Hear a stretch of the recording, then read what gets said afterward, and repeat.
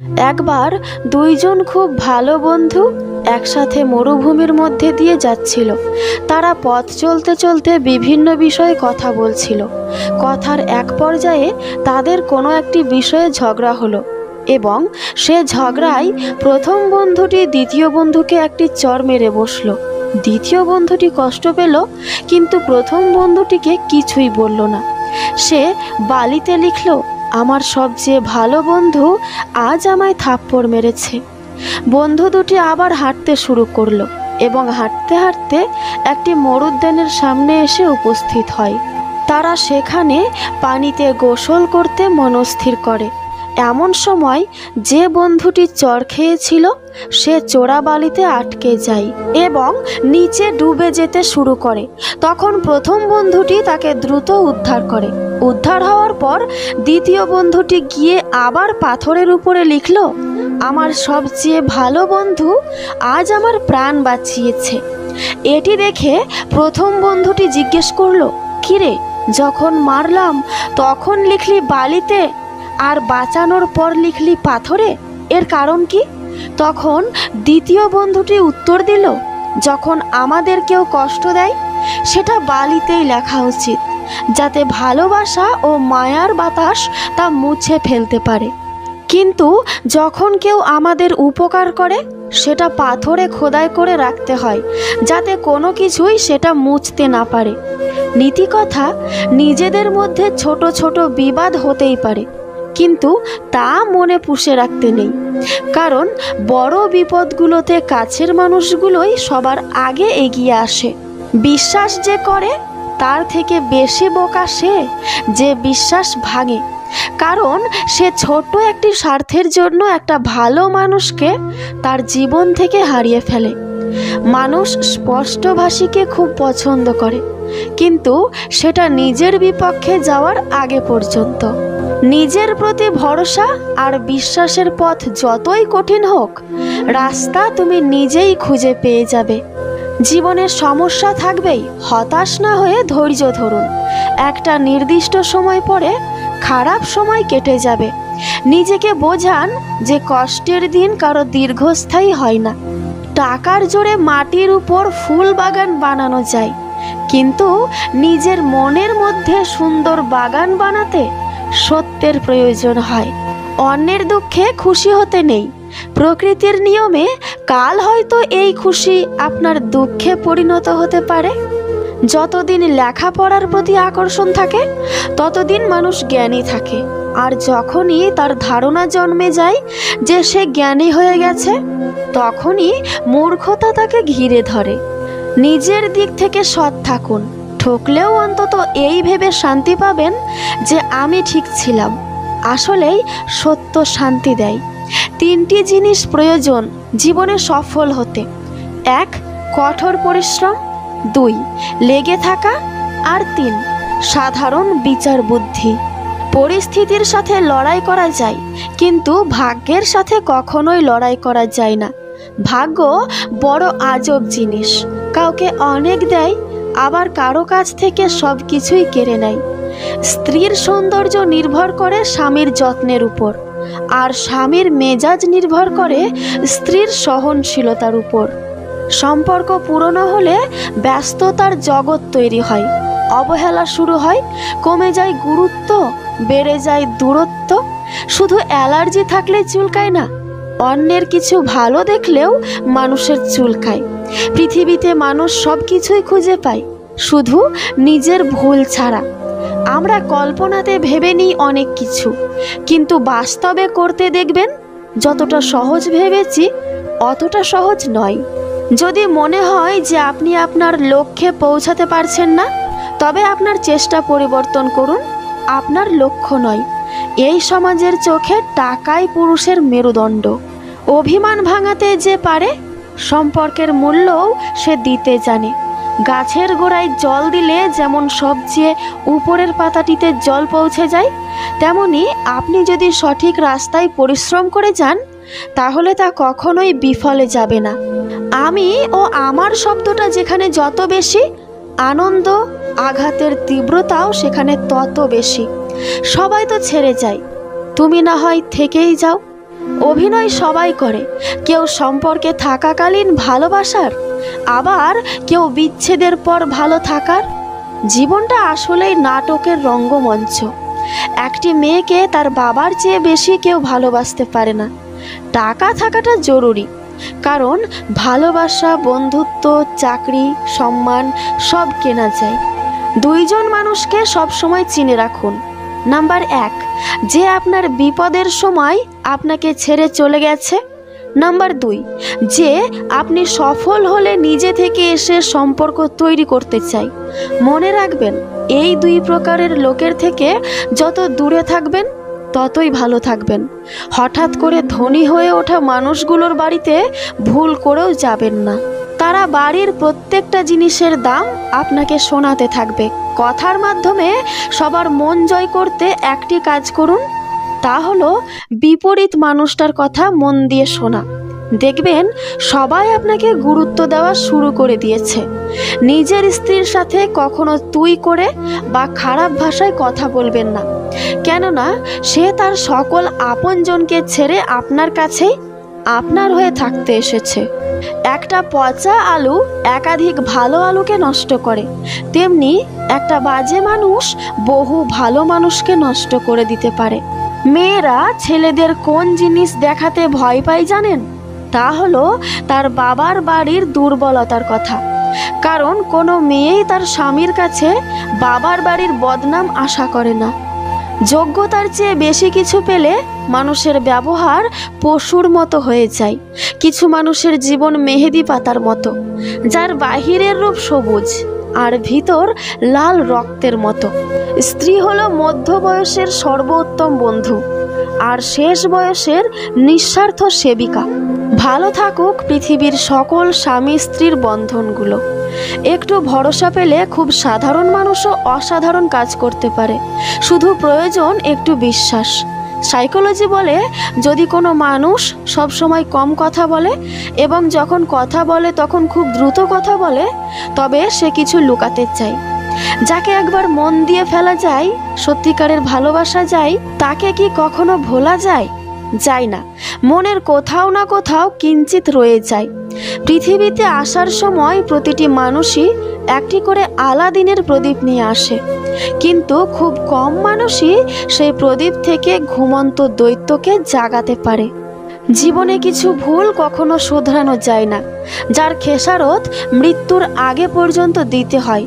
বড় বিল্ডিংয়ের দিকে না তাকিয়ে কবরস্থানের দিকে তাকান, কেননা কবরস্থানে অনেক বড় বড় বিল্ডিংওয়ালারা ঘুমিয়ে রয়েছে। যারা বছরের শুরুতে খুব কাছের মানুষ ছিল, তারা আজ অনেকেই অপরিচিত। অসময়ে ছুঁড়ে ফেলে দেওয়া মানুষগুলোর প্রতি দোয়া রইল, তাদেরকে কেউ যেন কখনো ছুঁড়ে ফেলে না দেয়।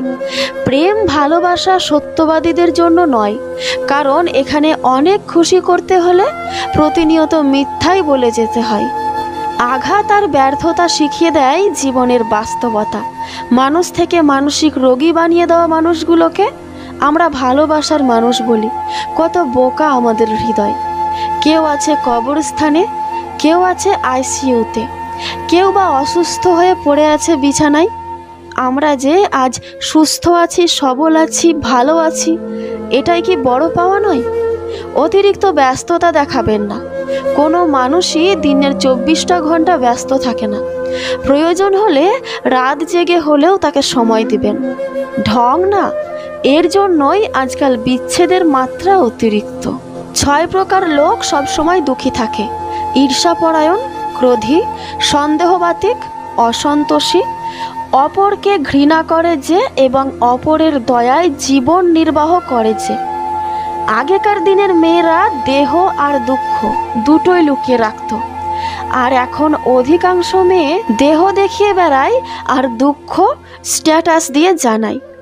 মা বাবার ভালোবাসা থেকে সন্তান বঞ্চিত হয় না, কিন্তু সন্তানের ভালোবাসা থেকে মা বাবা বঞ্চিত হয়। ওপরওয়ালা আমাদের বোঝার তৌফিক দান করুন। আটকে রাখার মানুষ অনেক আগলে রাখার কই। অসুখে নীরবতা বাড়ে, অথচ মৃত্যুতে হইচই। ঠকায় একজন, কিন্তু বিশ্বাসটা উঠে যায় সবার উপর থেকেই। মাঝে মাঝে খারাপ সময় জীবনের সেরা সময়ের পথ তৈরি করে দেয়। আপনাকে ডুবিয়ে দেওয়ার জন্য এমন লোক বসে আছেন যাদেরকে আপনি নিজেই একদিন সাঁতার শিখিয়েছিলেন। সময় মানুষকে নতুন করে বাঁচতে শেখালেও সব কিছু ভুলতে শেখায় না, আর সব কিছু ভুলে যাওয়াটাও অত সহজ নয়। বর্তমানে ভদ্রতার কোনো মূল্য নেই। এখন ভদ্রতাকে সবাই দুর্বলতা মনে করে। কম রোজগার করুন, তবুও সৎ পথে করুন। আপনজন কমবে কিন্তু আত্মসম্মান কমবে না। একটু চুপচাপ হয়ে দেখুন, কেউ নিবে না খোঁজ। দিন শেষে দেখা যায় প্রিয় মানুষগুলোই নিখোঁজ। অযোগ্য কাউকে যোগ্য করে তুলতে নেই, কারণ সে যোগ্য হয়ে প্রথমে আপনাকে অযোগ্য মনে করবে। কখনো কারো মনে কষ্ট দিও না, কারণ সে যদি সহ্য করতে না পেরে বিচার করার ভার উপরওয়ালার উপর ছেড়ে দেয়, তাহলে তার পরিণতি অনেক ভয়াবহ হবে। ছেলের সাথে বউ সুখী থাকলে শাশুড়ির কষ্ট লাগে, কিন্তু মেয়ে তার জামাইয়ের সাথে সুখী থাকলে মা খুশি হয়। এটাই আমাদের সমাজের বাস্তবতা। মানুষ চলে যায় তার প্রয়োজন ফুরিয়ে গেলে, কিংবা অপর প্রান্তের মানুষের থেকে অবহেলা পেলে। আমার পিছনে সবাই নিন্দা করে, সেটা বড় কথা নয়। বড় কথা হলো নিন্দা করতে গেলেও তাদেরকে সেই আমার পিছনেই পড়ে থাকতে হয়। ভালোবাসা কথাটা বলা যতটা সহজ, ভালোবাসার পথটা অতটাও সহজ নয়। তাই তো অধিকাংশ ক্ষেত্রেই ভালোবাসার পথে ভালোবাসার মানুষটাকে নিয়ে শেষ গন্তব্য পর্যন্ত পৌঁছানো যায় না। কেউ দুঃখ আড়াল করে সুখে থাকে, কেউ দুঃখ প্রকাশ করে সুখে থাকে। কেউ অবহেলা মুখ বুজে সহ্য করে, কেউ অবহেলার উপর অবহেলা ফিরিয়ে দেয়। কেউ ভালোবেসে আগলিয়ে রাখে, কেউ ভালোবেসে কষ্টে রাখে। কালো মেয়েদের আলাদা কিছু সৌন্দর্য থাকে। তাদের চোখ সুন্দর হয়, ঠোঁট সুন্দর হয়, হাসি সুন্দর হয়। তারা বেশিরভাগ ক্ষেত্রেই অহংকারী হয় না।